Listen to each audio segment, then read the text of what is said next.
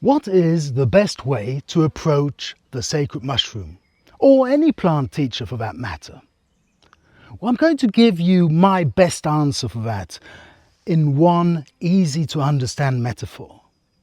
But to fully grasp the metaphor, I need you to understand this first. When we are working with plant medicine, when we are working with a sacred mushroom, with San Pedro, with ayahuasca, whatever it is that comes from the natural world, you need to understand that there is someone on the other side. There's an intelligence there that we are opening up a communication with. Now, when I say that, I do not mean that metaphorically. I mean that quite literally. There is someone on the other side. And that understanding, it changes the entire approach. So now that I've established that there's someone on the other side, what does that mean? Well, this someone on the other side isn't just anyone. It's a master. It is a master. It is someone that we come to with our most challenging questions and that offers us guidance in our most challenging times. So, to begin with this metaphor, imagine a monk in a cave on a mountainside. And this monk has been meditating in that cave for, 30 years, 40 years.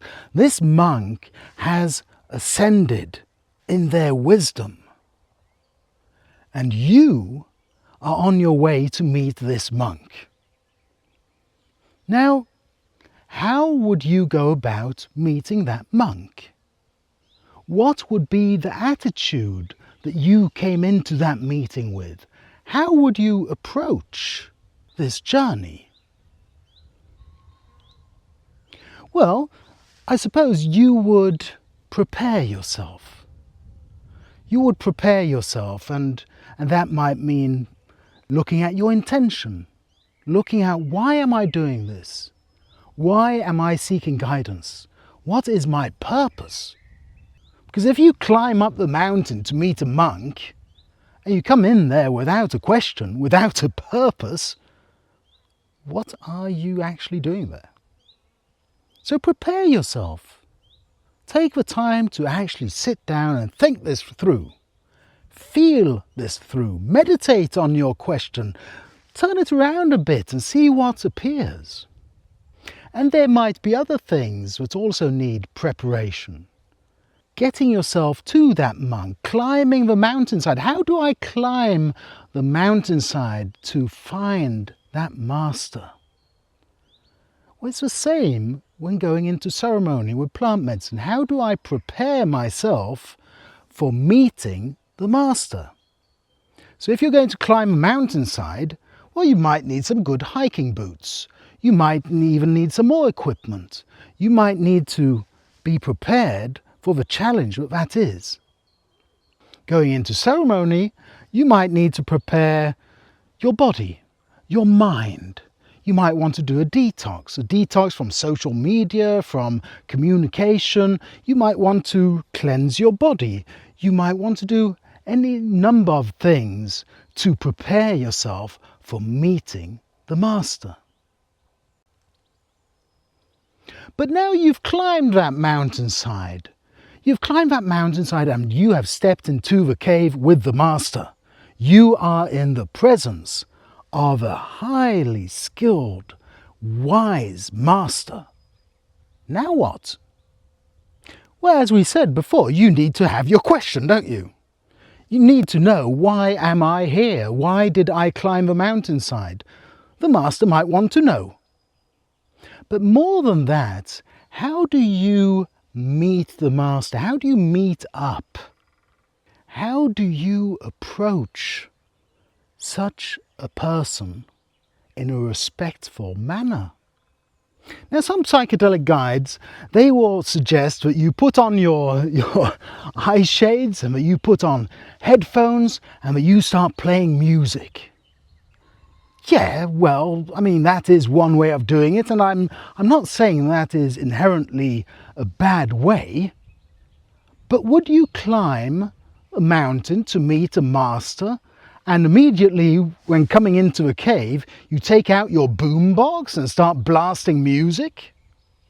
How are you supposed to hear what the master has to say if you are just bombarding yourself with music? Coming back to how do I approach a master in respect, in reverence? Well, I would say that one thing is to actually listen, to actually be aware that I am in the presence of a master. I need to be present in the moment. I need to be mindful. I need to listen. Because at any moment the master could say something that could drastically change my life.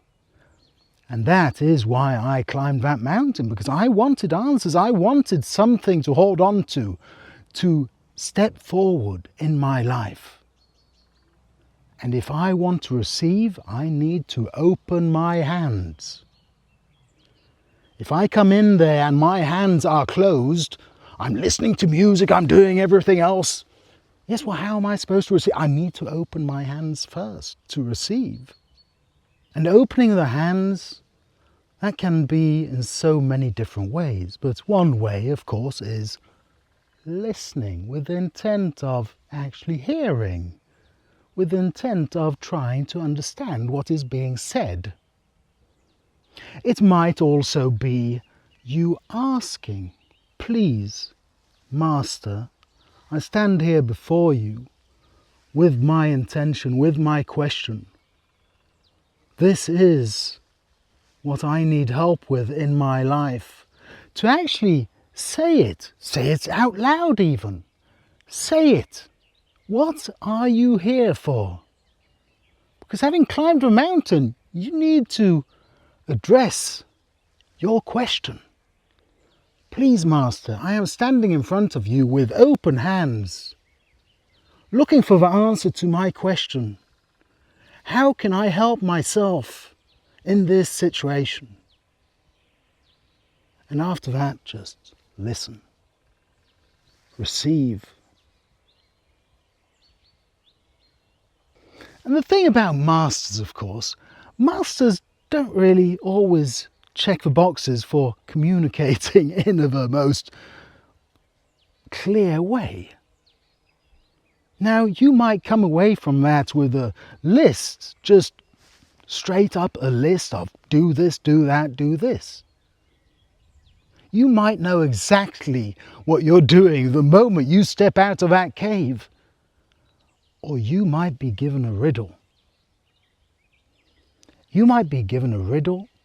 You might come away with shit in your hands. You might not understand this. Why would the master shit in my hands? Or I do not understand the tale that the master told me. Why? What does this mean? I do not understand it. But that's the thing with masters. They will challenge you. They will challenge you to stay with the gift. Now understand this. You climb that mountain to receive a gift.